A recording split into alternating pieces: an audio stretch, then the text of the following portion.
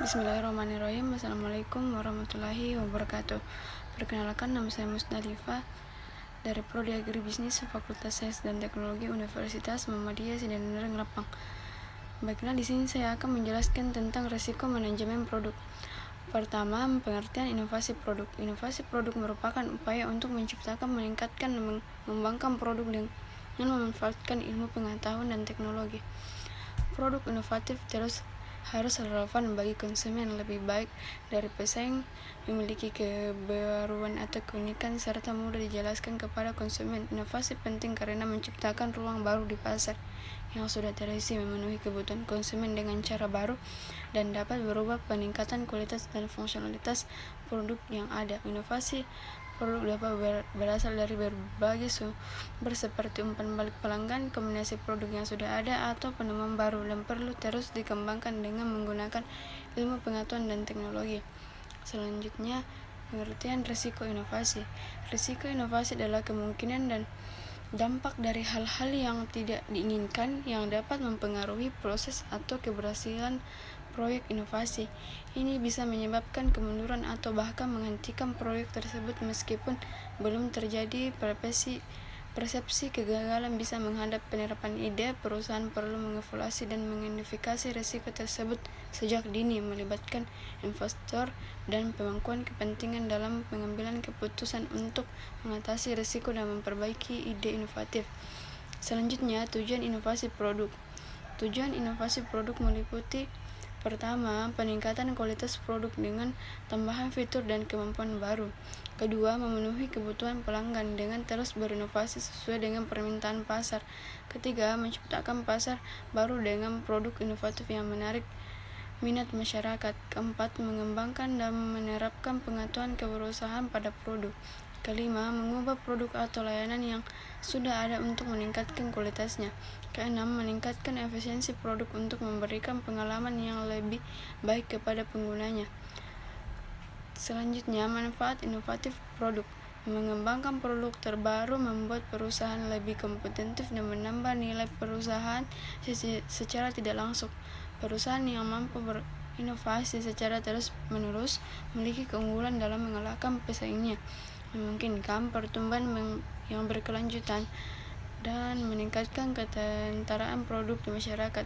Contohnya, inovasi produk termasuk peningkatan kualitas kamera pada ponsel yang dapat meningkatkan daya saing perusahaan dan nilai perusahaan dari sudut pandang publik. Selanjutnya, contoh inovasi produk. Berikut beberapa contoh inovasi produk. Pertama, One Trip Grip, membantu membawa banyak kantong plastik secara bersamaan. Kedua, Broom Groomer, menghindari kotoran yang tersangkut di sapu, meningkatkan efektivitas pembersihan.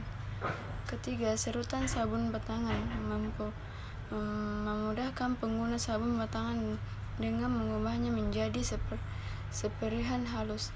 Keempat, Koper dengan rak, memudahkan pengaturan barang dalam koper dengan rak yang disertakan. Kelima, Semprotan lemon, memungkinkan pengguna untuk menyemprot jus lemon tanpa menyentuh buahnya. Selanjutnya, cara melakukan inovasi produk. Berikut adalah cara melakukan inovasi produk. Pertama, pengembangan produk baru, mulai dari pembentukan ide hingga pengujian pasar. Proses ini melibatkan 7 tahapan untuk menghasilkan produk yang baru yang bisa mengubah pasar. Kedua, penyempurnaan produk yang sudah ada, melakukan perubahan tambahan pada produk yang sudah ada untuk meningkatkan kualitas dan memenuhi kebutuhan konsumen secara lebih baik. Ini merupakan bagian dari proses perbaikan terus-menerus. Selanjutnya, menambah fitur baru ke produk, meningkatkan produk yang menambahkan fitur baru yang relevan dan dapat meningkatkan nilai produk, frekuensi penggunaan, atau penerimaan di pasar. Penting untuk menentukan fitur yang paling relevan dan menerapkan siklus PDCA untuk mencapai tujuan inovasi ini. Selanjutnya, penyebab risiko inovasi. Penyebab risiko inovasi: pertama, bereksperimen terlambat, tidak melakukan eksperimen cepat dan tahap awal pengembangan produk.